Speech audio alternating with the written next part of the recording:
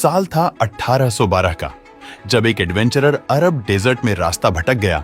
रास्ता भटक कर वह चट्टानों के बीच एक पतले रास्ते पर जा पहुंचा। उसके दोनों तरफ ऊंची चट्टानें थीं और बीच में एक संकरा रास्ता था जिसमें एक इंसान के अलावा शायद ही कोई गुजर सके। वह आगे बढ़ता गया। फिर उसके सामने कुछ ऐसा दिखा जिसे देखकर उसकी आंखें फटी की फटी रह गई। उसके मुंह से अचानक ही निकल गया, खजाना। जी हां, क्योंकि इस एडवेंचरर ने खोज लिया था एक ऐसा शहर जो 2000 से भी ज्यादा साल पुराना था। कौन सा था यह शहर और कौन था वह एडवेंचरर जिसने अरब के रेगिस्तान में इस शहर को खोज निकाला? आइए जानते हैं। इस वीडियो में 1812 में जोहान लुडविग बर्कहार्ट नाम का एक स्विस एडवेंचरर अरब रेगिस्तान में आया था।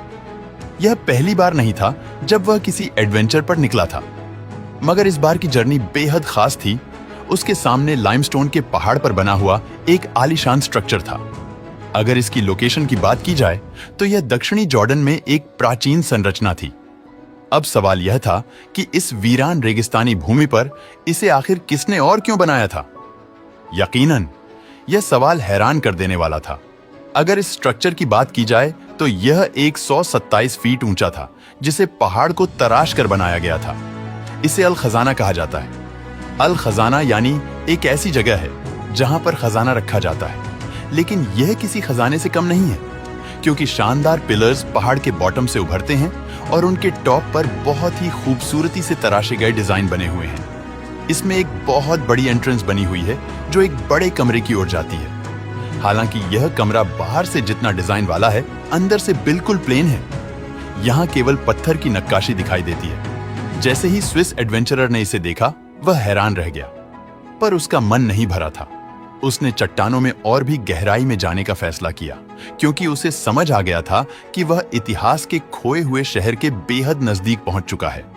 पर वह जितने आगे जा रहा था, आगे जाकर उसकी हैरानी लगातार बढ़ती जा रही थी, क्योंकि यहाँ 6000 लोगों के बैठने के लिए एक खूबसूरत सा थिएटर था जिसे पत्थर को तराश कर बनाया गया था।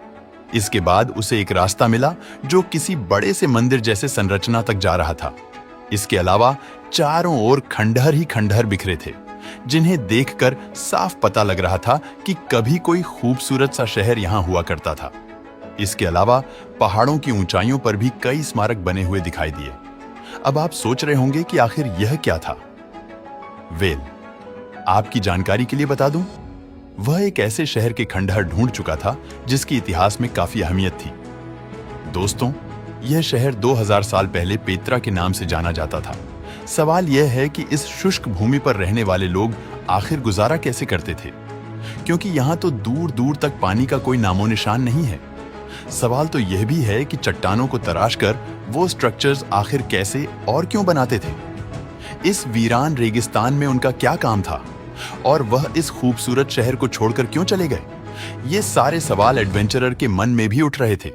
दरअसल यह अरेबियन डेजर्ट में एक ऐसा कबीला था जो भारत, चीन, इजिप्ट और रोम के बीच सिल्क और मसालों की ट्रेडिंग किया करता था। ये बहुत अमीर लोग थे और अपने खजाने को ऊंची चट्टानों में छुपाया करते थे। मगर सवाल यह था कि लोगों ने पेत्रा जैसा शानदार शहर आखिर बनाया कैसे? डिस्कवरी के बाद पेत्रा को इंटरनेशनल पहचान मिलनी शुरू हो गई।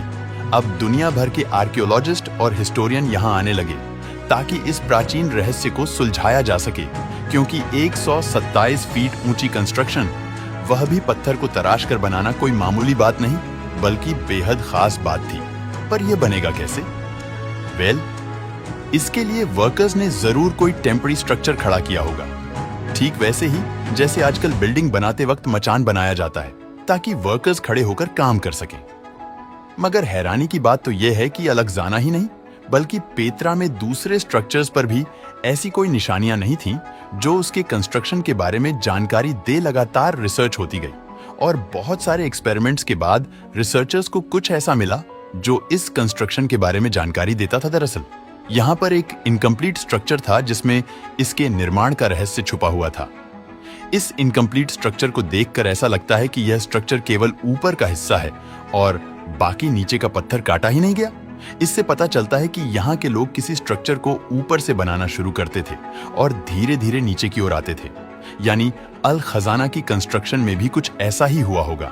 इसके लिए वह पहले बाहर वाली चट्टानों पर चढ़े होंगे और फिर हॉरिजॉन्टल शाफ्ट लाइमस्टोन के पहाड़ में खुदाई करते होंगे, ताकि शाफ्ट के अंदर खड़े होकर पिलर्स और अलग अलग डिजाइन तराशे जा सकें और फिर धीरे धीरे नीचे बढ़ते होंगे। इस तरह से जब ऊपर का स्ट्रक्चर बन जाता होगा तो फिर बारी आती होगी नीचे की। हालांकि तब तक नीचे पत्थरों का बहुत ज्यादा मलबा जमा हो जाता होगा, जिस पर चढ़कर बाकी का काम काफी आसानी से हो जाता होगा। यह सुनने में काफी इंटरेस्टिंग लग रहा है ना? मगर आप जानकर हैरान रह जाएंगे कि दुनिया भर में जितने भी आर्कियोलॉजिकल साइट्स पर कंस्ट्रक्शन मिलते हैं, उनमें यह तरीका कहीं और नहीं देखा गया था। वैसे इस ट्रिक के बारे में पूरी तरह तब पता चला जब आर्किटेक्ट्स ने अमेरिका में पेत्रा जैसा स्ट्रक्चर तराश कर बनाना शुरू किया था, क्योंकि उनके पास इसके बारे में कोई और जानकारी नहीं थी। ऐसा इसलिए क्योंकि पेत्रा में बहुत कम इंस्क्रिप्शन मिले हैं। यहां पर केवल 1 या 2 जगह ही कुछ लिखा हुआ मिला था। अगर इस भाषा की बात की जाए तो यह भाषा मध्य पूर्व में यीशु के समय में उपयोग होती थी, और अगर इस स्क्रिप्ट की बात की जाए तो इसमें लिखा था कि यह टॉम्ब बहुत खतरनाक है। इसके अंदर जो कुछ भी है उसको ना कभी बदला जाए और ना ही यहां से निकाला जाए। मगर जिस टॉम्ब के बाहर यह सब लिखा हुआ था, उसके अंदर केवल कुछ शेल्फ के अलावा और कुछ भी नहीं था। हालांकि अगर इन शेल्फ की बात की जाए तो इन्हें देखकर अंदाजा लगाया गया कि यह डेड बॉडी रखने के काम आती थी। एक्चुअल में यह जगह लोगों का कब्रिस्तान चेंबर हुआ करता था। पेत्रा की चट्टानों में ऐसे लगभग 800 से ज्यादा चेंबर्स मिल चुके हैं। हालांकि स्टार्टिंग में यह समझा जाता था कि शायद यह शहर कोई कब्रिस्तान था, मगर बाद में पता चला कि यह कब्रिस्तान नहीं था, क्योंकि रिसर्च में यहाँ कुछ ऐसे सबूत मिले जो यहाँ जिंदा लोग होने का इशारा करते थे। साथ ही यहाँ के लिविंग एरिया का साइज का अंदाजा लगाने पर मालूम पड़ा कि अपने गोल्डन पीरियड के दौरान पेत्रा में 20,000 से 30,000 लोग रहा करते थे। लेकिन सवाल यह आता है कि यह 30,000 लोग उस वीरान रेगिस्तान में सरवाइव कैसे करते थे? आखिर यह लोग पानी कहां से लाते थे? लगातार रिसर्च होती रही तो एक सुराग सामने आया। पेत्रा में एक स्ट्रक्चर है जिसे कहा जाता है कि ग्रेट टेम्पल के फर्श पर कुछ ऐसे सुराख मिले हैं जिन्हें देखकर लगता है कि कभी यहां से पानी गुजरा करता था। एक्सपर्ट्स ने जब इस जगह को ग्राउंड पेनिट्रेटिंग रडार से स्कैन किया तो फिर एक सच उनके सामने आया। ग्राउंड पेनिट्रेटिंग रडार यानी जीपीआर की बात की जाए तो यह जमीन में रेडियो सिग्नल्स भेजता है, और जमीन के अंदर मौजूद अलग अलग मटेरियल्स से टकराकर यह सिग्नल अलग अलग स्पीड से वापस आते हैं।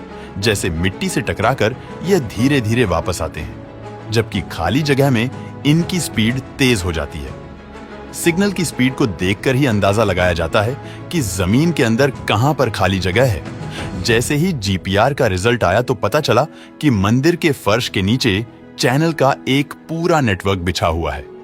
ठीक वैसे ही जैसे घर में फर्श के निर्माण से पहले प्लम्बिंग का काम होता है। यह एविडेंस काफी था यह बताने के लिए कि 30,000 लोग यहां पर कैसे सरवाइव करते थे।